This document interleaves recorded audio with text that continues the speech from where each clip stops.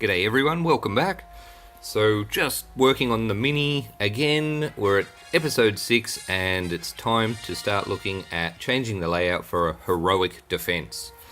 But before we jump in there, hit the subscribe button to make sure that you get updates when new videos come out. And one other thing I wanted to mention, which is really important with this game, is syncing your game with Facebook. Now you have two options. You can sync with Facebook or Google, but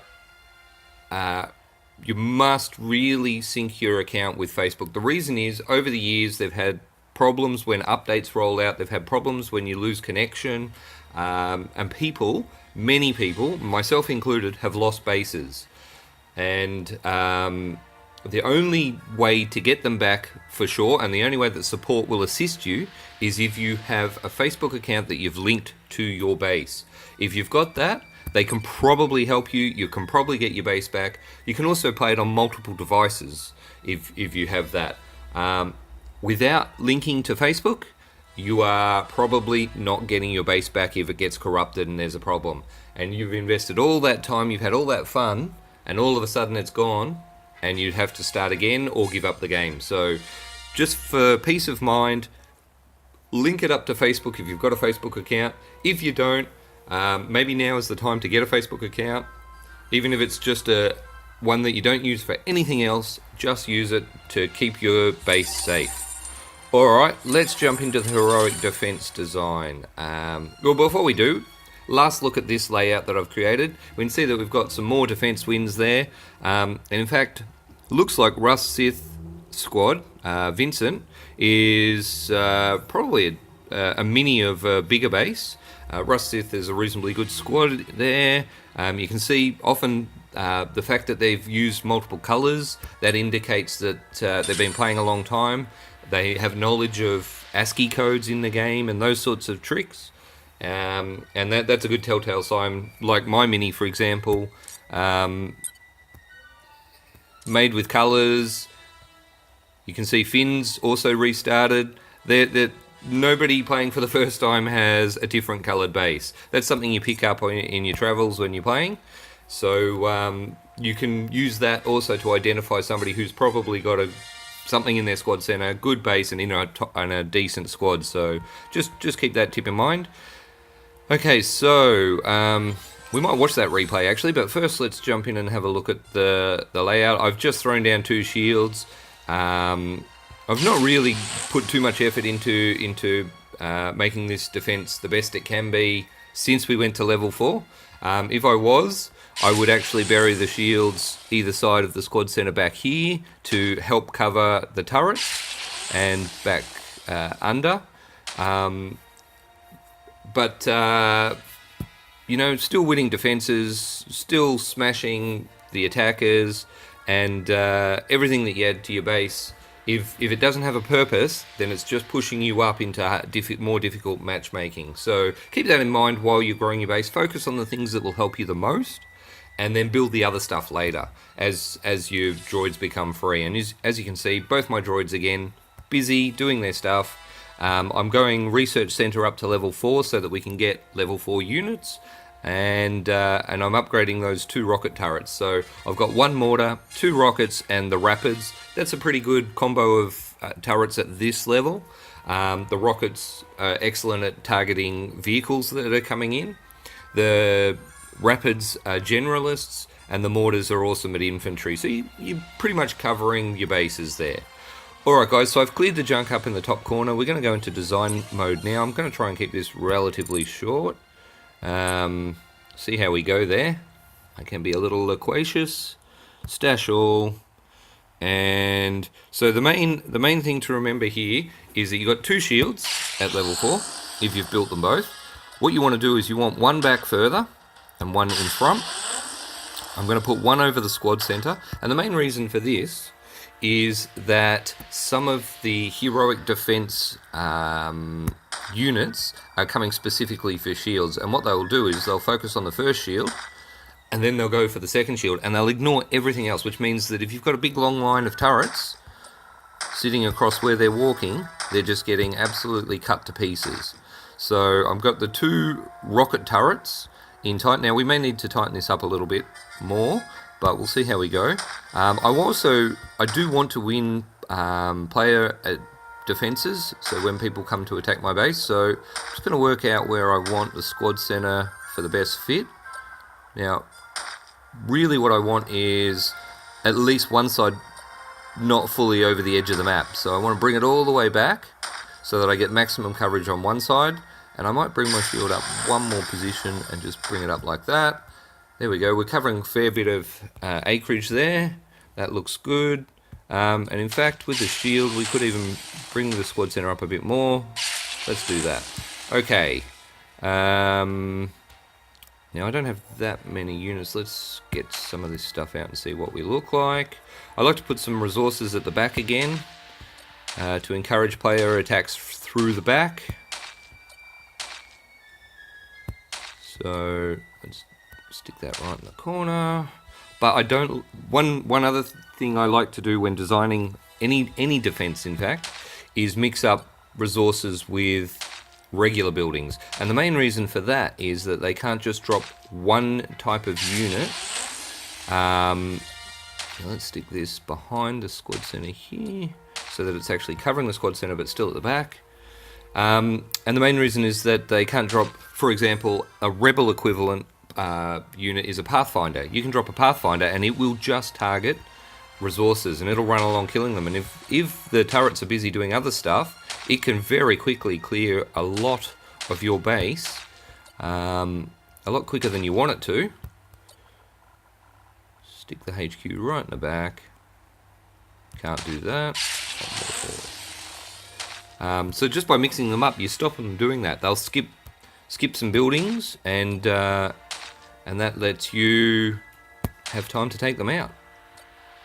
Right, now we need some defense, so we're going to whack some turrets in the back, even though we don't want too many back here. These are for player versus player defense. And the squad center as well will help. Now, they don't need to be all the way back there, in fact. They just need to be back far enough to cover just after they come through the corner. So we'll move them up. There we go, that looks good. And they're under the shield. Good.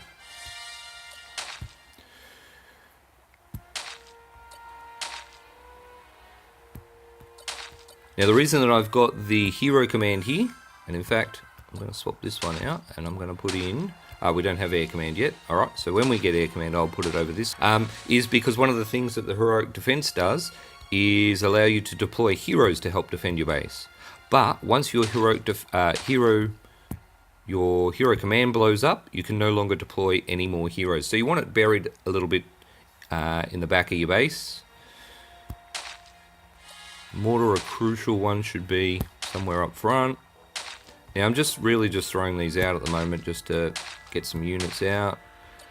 Okay, we've got our heroic defense. I'm just going to stick it over in the corner. There is a reason for that.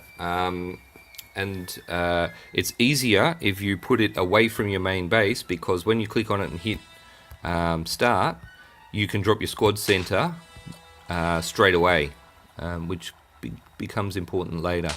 Okay, so the droid hut is a nice spot there for it. Now, once you've got the back layer going, you can actually start leaving some gaps and spreading it out if you want, like that.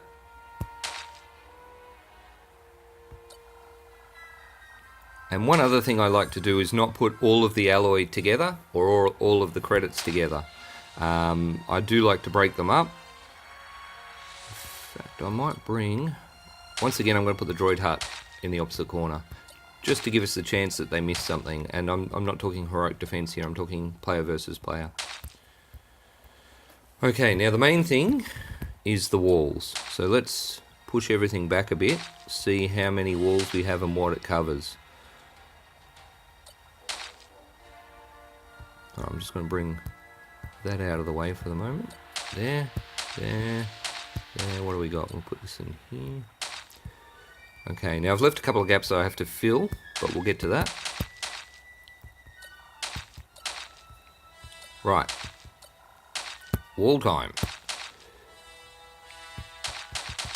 Just going to put a row out and move it out of the way.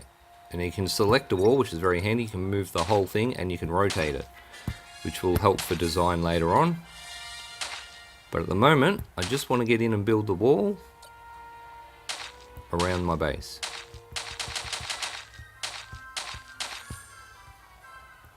Select that wall, move it forward.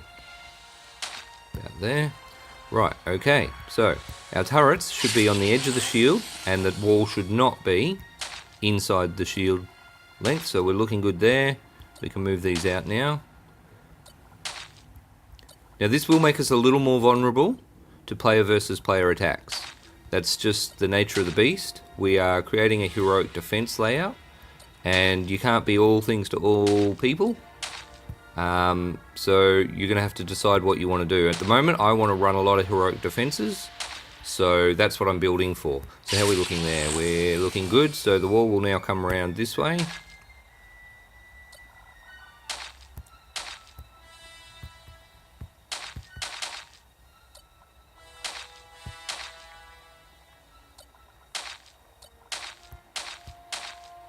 Okay, looking good. So I'm just going to move this out actually and put in something a bit smaller. Like that, so that I don't have to use as many wall units. So these transports are going to have to stay out here for now. And the key places for your walls is the very end of your wall, there, against the wall. And in the middle. So whatever wall bits you've got upgraded the most, stick one at each end. Let's zoom in a bit more, make this easier. One at each end and the middle ones. And of course, once I'm finished making this, I will I'll give you a good close-up of it in layout mode.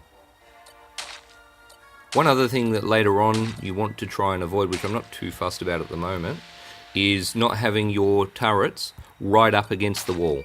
The reason is splash damage from some units will be attacking the walls and damaging your turrets, but by moving them back one space, they have to go through your walls before they can target your turrets, which just gives your turrets that little bit longer and gives you an advantage, making them have to shoot more than one thing at a time. So on the outside instead of the inside.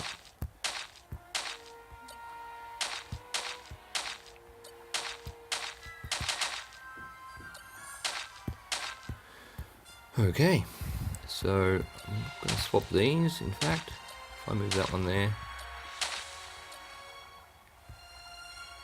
Yeah, okay, maybe not.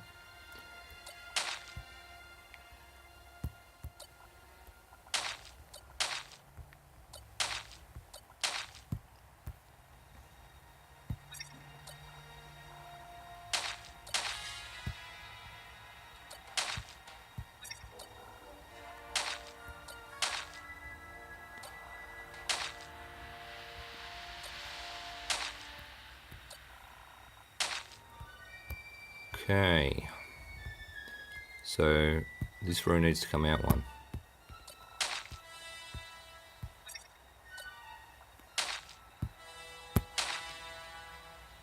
Now apologies, I'm a bit messy, I'm doing it on the fly, just trying to get it as quick as I can, but still going to be the best that it can be.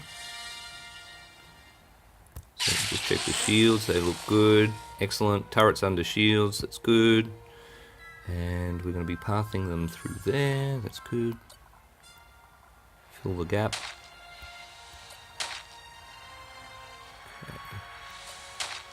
Okay, good.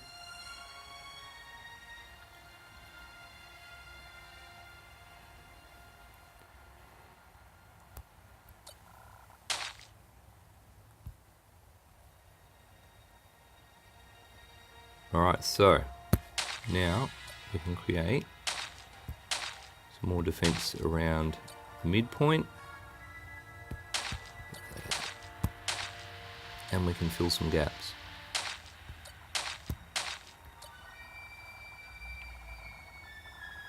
We're all good, no gaps there. Excellent, good, looking good. So, alright, so whatever you got left over, and you can play around with this, but this is the general design. You want the walls on the outside so that the heroic defense is coming through the walls. You want your turrets behind them. You want one shield forward, one shield back. And then you want to make it tricky for them by slowing them down With anything excess, you can just put on the outside. Make them take a bit longer.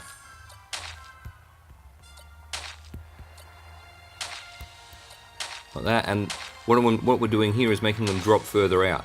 So they can't drop right next to the wall. So we're filling the gaps to make sure. Again. So that the path thing, the drop zone for everything that's coming is pushed out. The more they walk, the less they attack.